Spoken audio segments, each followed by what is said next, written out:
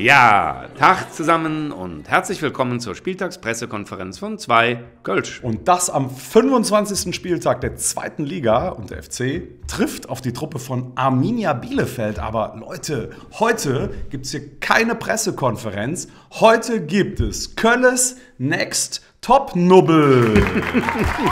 Ja, und heute gibt es auch keine gegnerischen Fans. Ja, und schuld daran sind nicht die Bielefelder. Die wollten sich nämlich beteiligen, ganz große Klasse, sondern schuld daran ist der Karneval und damit natürlich in letzter Konsequenz der Nubbel.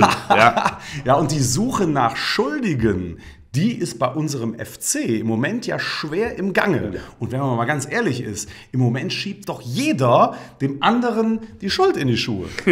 Ja, und deswegen wollen wir von euch wissen, wer ist jetzt wirklich schuld an dem ganzen Schmölzchen? Ne? Wer wird Kölles Next Top-Nubbel? Ist es mit der Startnummer 1, ja, und der wurde wirklich jede Schuld in die Schuhe geschoben, die es bislang gab, ja, die Südkurve? Oder aber ist es jemand, der auch von der Südkurve, aber auch von vielen anderen verantwortlich gemacht wurde für ganz viele Dinge? Ist der Schuldige etwa Werner Spinner mit der Nummer 2? Ja, oder ist es, wenn man ja Vorstand sagt, muss man da auch wirklich konsequent bleiben, ja, mit der Nummer 3 Markus Ritterbach? Oder am Ende der mit der langen Nase, Toni Schumacher mit der Nummer 4? Ja, wenn du das so formulierst, ja, habe ich eine gute Überleitung zur Nummer 5, den mit den Haaren. Genannt auch der mit dem Doppelnamen, zumindest von unserem Kandidaten mit der Nummer 6, Armin Fee.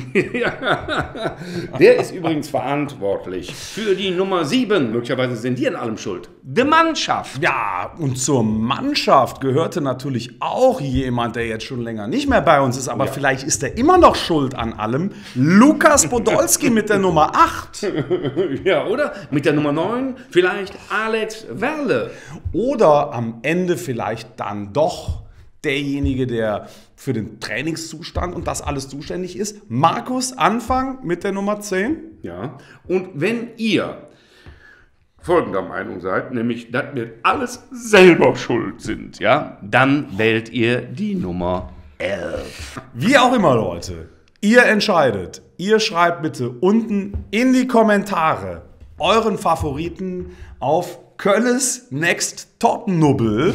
Und wir können jetzt schon verraten, unter allen Kommentatoren verlosen wir einen unserer Karnevals-Hoodies. Die habt ihr ja alle gesehen.